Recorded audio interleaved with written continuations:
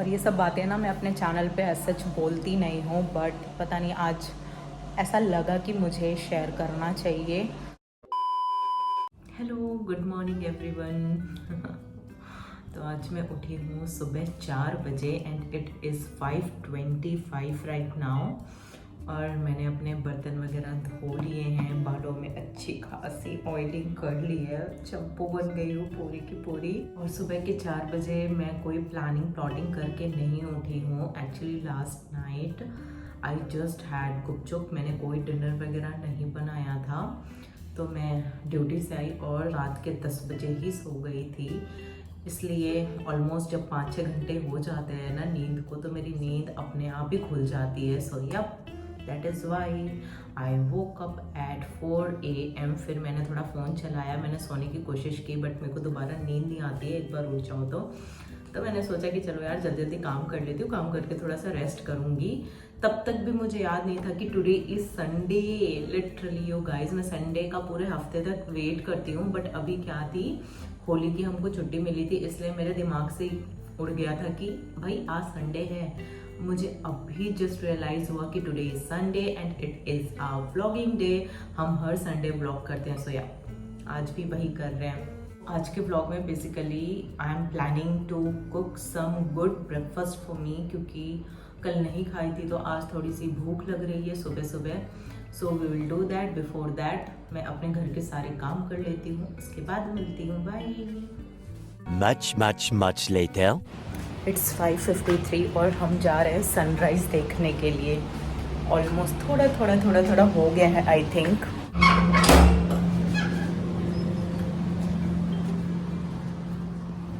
अभी सनराइज नहीं हुआ है, but you can see the sky.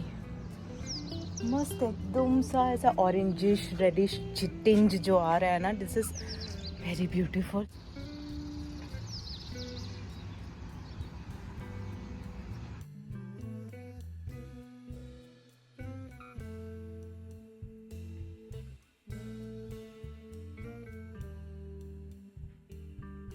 अभी मैंने जस्ट सनराइज होने का टाइम चेक किया एंड इट इज़ 6:15 AM और अभी बज रहे हैं 6। मैं शायद बहुत जल्दी आ गई, I should have checked it before, but ठीक है, इट्स ओके, विल वेट। अभी वॉक करते करते ना मेरे मन में एक थॉट आया कि आई वॉन्टेड दिस लाइफ यार, कि मैं आराम से ऐसे सुबह उठूँ, मेरे को ना तो कॉलेज की टेंशन हो ना तो पढ़ाई की टेंशन हो। Apart from my 10 hours duty मेरे को बहुत ज़्यादा किसी चीज़ की टेंशन नहीं होती है। हाँ, बस मैं थक जाती हूँ, बहुत ज़्यादा थक जाती हूँ। टच वुड, मुझे स्ट्रेस नहीं होता है पढ़ाई का, क्योंकि जब मैं कॉलेज में थी ना, हर दिन सुबह उठने के बाद हर रात सोते वक्त यही टेंशन रहता था, कौन सा प्रेजेंटेशन देना है, क्या पढ़ाई करनी है, आज ये चीज़ रिपोर्टिंग करनी है, वो चीज़। मतलब इट वॉज सो स्ट्रेसफुल मेरा पीजी लाइफ। सबका ही होता होगा, खैर। ओह गॉड, जब मैं अभी सोचती हूँ ना, आई फील सो रिलैक्स्ड कि मेरी पढ़ाई ख़त्म हो चुकी है। और जब मैं पीजी कर रही थी ना, तो आई वॉज सो श्योर कि अब मेरे को कोई पढ़ाई नहीं करनी है यार। मतलब नाउ इट इज़ डन। मेरे को जितना पढ़ना था मैंने पढ़ लिया। It was one of the hardest time. वो 3 साल मेरी लाइफ के बहुत ज़्यादा मुश्किल थे। सो या नाउ आई एम हैप्पी कि मेरे को उठ करके पढ़ना नहीं पड़ता है।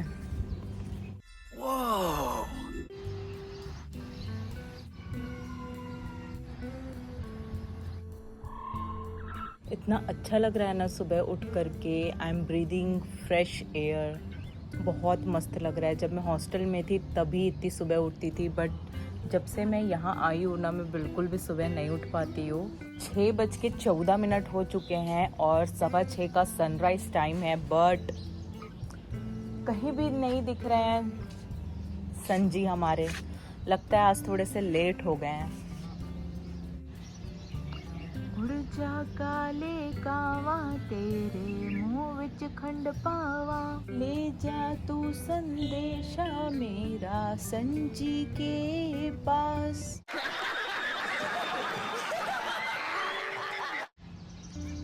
6:27 हो गया है और Here he is. Wow.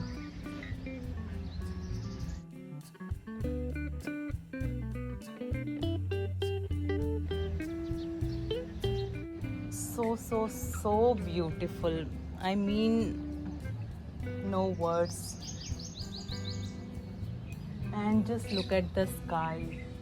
इतना मस्त कलरफुल हो रखा है ना, इधर पे नहीं है बट जिधर से सन जी आ रहे हैं वो अपनी पूरी रोशनी प्यारी प्यारी सी बिखेर रहे हैं. सो ब्यूटीफुल यार.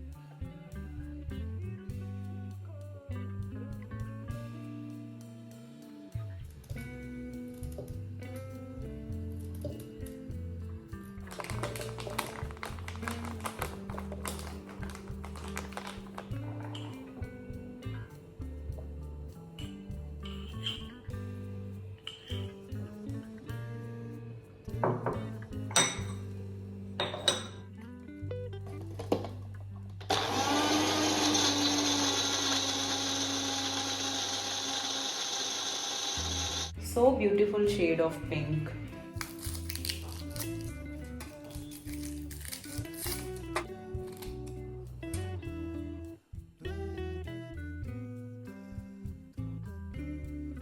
अभी तक भी मेरे को समझ नहीं आ रहा है कि मैं क्या बनाने वाली हूँ, क्योंकि मैं बना रही थी इडली. अब मतलब ये जो चॉपिंग एंड ऑल कर ली हूँ तो उससे लग रहा है कि अब उत्पम बनेगा. बट आई एम कंफ्यूज्ड कि मैं क्या करूँ.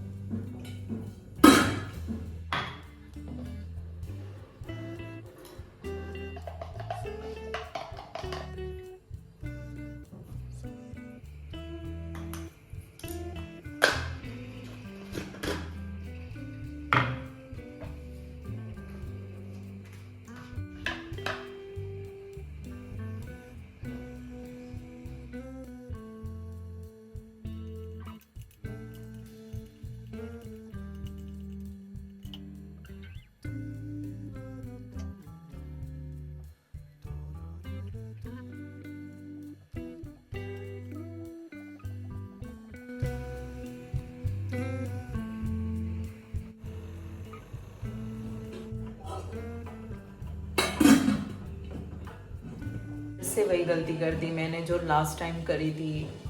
मैंने वो जो इडली का जो मोल्ड होता है ना उसको ऑयल से ग्रीस करना तो भूल ही गई. अब पता नहीं इडली कैसी निकलेगी.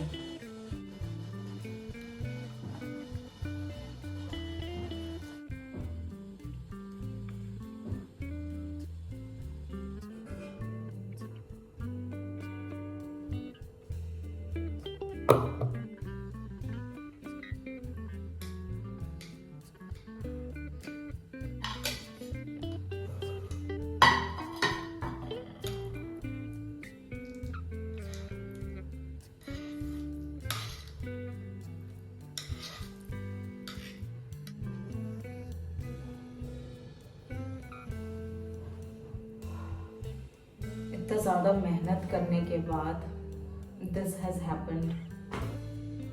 बहुत गुस्सा आ रही है. गाइस ये वाला जो बैटर है ना हमेशा धोखा देता है यार, हमेशा. मतलब रिकॉर्ड है भाई इसका MTR वाले का. नहीं बना, क्या बताऊँ मैं.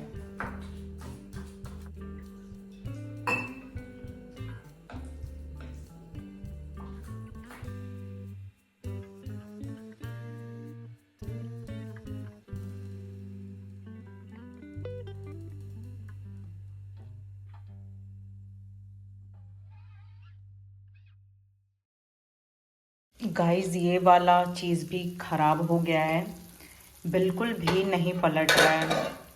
ये MTR के बैटर में ही कुछ इशू है, बिल्कुल भी नहीं. मैंने सोचा कि भजिया जैसा बना लूँ इसको, ये बिल्कुल भी नहीं. इसको 5 मिनट पकाने का है के बाद का है ये.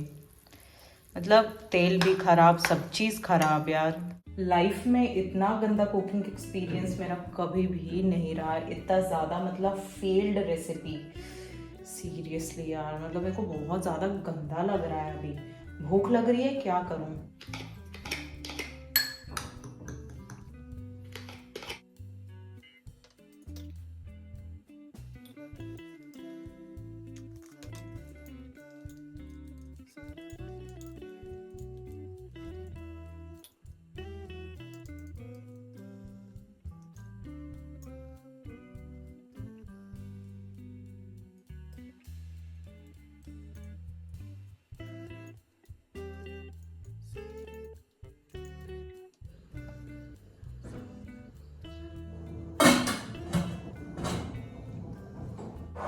रेडी हो गई हूँ मैं हॉस्पिटल जाने के लिए और शायद हमारा इडली भी स्टीम हो गया होगा, लेट्स सी। अब और कोई दुख नहीं झेल सकती मैं। आई होप ये अच्छा बना हो, क्योंकि अब मेरे अंदर पेशेंस नहीं बचा है।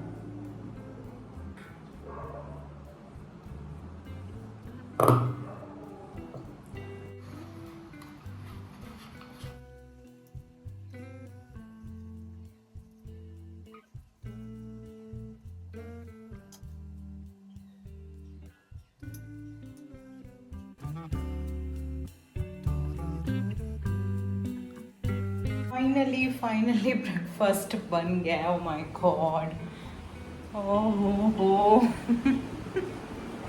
मतलब गजब गजब चीज़ें होती हैं। Let's eat. सुबह सुबह से मैं बहुत ज़्यादा थक गई हूँ।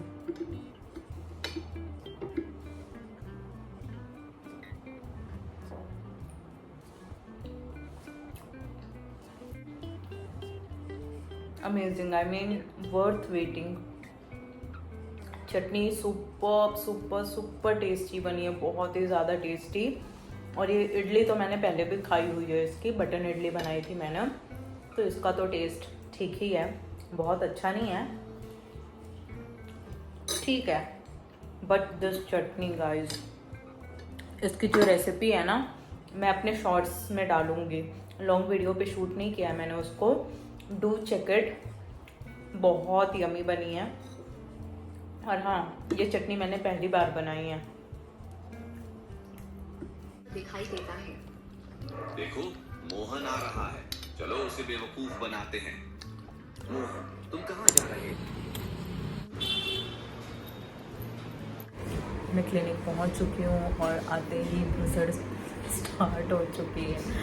प्राइवेट क्लिनिक्स का ना बहुत इशू है, मतलब यू हैव टू फाइट। मतलब पेशेंट्स इतना ज़्यादा परेशान कर देते हैं ना कि अपने लिए लड़ना पड़ता है। अभी आज पेशेंट्स बहुत कम है, पता नहीं क्यों, बट संडे को बहुत ज़्यादा पेशेंट फ्लो होती है यहाँ पे।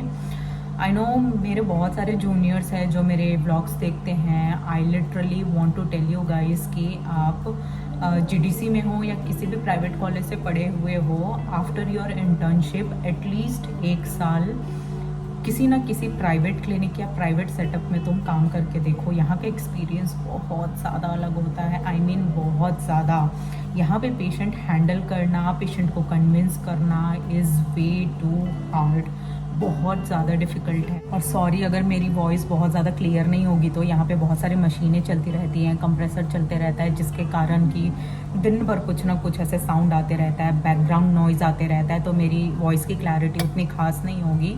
सो what happened yesterday, I want to tell you guys कि एक पेशेंट आए थे, ओपीडी थी, उनके दांतों में बहुत ज़्यादा पेन था, बट क्लिनिकली बाहर से एवरीथिंग वो सुपर्ब, कुछ भी नहीं दिख रहा था, कोई खराबी नहीं दिख रही थी, पर उनको उस दांत में दर्द था। तो आई आस्क्ड देम कि भाई एक्सरे करवा लेते हैं एक, तो समझ आ जाएगा कि इशू क्या है। क्योंकि कभी कभी क्या होता है ना, बेसिकली ये जो सड़न होती है ऊपर पे, तो कभी कभी ये सड़न ऊपर ना होकर के दांतों के रूट्स में या फिर इधर पे बीचों बीच होती है, जो कि क्लिनिकली हमको दिखती नहीं है, but when we do X-rays ना, तो एक्सरेज में ये साफ साफ पता पड़ता है कि हाँ यहाँ पे सड़न है, तो उसके कारण जो पेन होता है। तो एक्सरे करना इज़ वेरी इंपॉर्टेंट। बट वो मेरे से लड़ने लग गए कि मैं क्यों एक्सरे कराऊँ, मेरे को आप दवा दे करके छोड़ दो। तो मैंने बोला कि दवा तो मैं आपको बिना एक्सरे के भी दे दूँगी, कोई इशू नहीं है, बट दवा खाने से दर्द 2-3 दिन के लिए ठीक हो जाएगा, फिर वापस से स्टार्ट हो जाएगा, है ना। क्योंकि हम जो इटियोलॉजी है, जो पॉजिटिव फैक्टर है, हम उसको तो नहीं हटा रहे हैं, हम बस पेन किलर खा करके उस पेन को इग्नोर कर रहे हैं। मैंने उनको बहुत ज़्यादा समझाया, बट स्टिल वो बहुत ज़्यादा मेरे ऊपर चढ़ गए थे कि मेरी 40 साल की उम्र है, ऐसा है वैसा है, मैंने ऐसे कहीं नहीं देखा कि डॉक्टर्स पहले एक्सरे कराते हैं, ये वो। But I want to tell you guys कि अगर आप भी कभी क्लिनिक्स में जाते हैं और अगर आपको डॉक्टर बोलता है कि आपको एक्सरे करवाना पड़ेगा, तभी हम आपको प्रॉपर डायग्नोसिस बता पाएंगे, प्रॉपर ट्रीटमेंट बता पाएंगे, तो प्लीज़ आप उनकी बातों को समझो। हम भी इतना ज़्यादा पढ़ लिख करके आए हैं, हम भी आपको बेवकूफ़ नहीं बनाना चाहते हैं। और चीज़ जो क्लिनिक्स में बहुत ज़्यादा होती है वो ये है कि मतलब मुझे पेन नहीं हो रहा है, सडन है उसके दांतों में, बट मुझे अगर पेन नहीं हो रहा है तो मैं क्यों ट्रीटमेंट कराऊं? गाइज मेरे को पता नहीं कि आप लोग हमारी बातें क्यों नहीं समझते हो।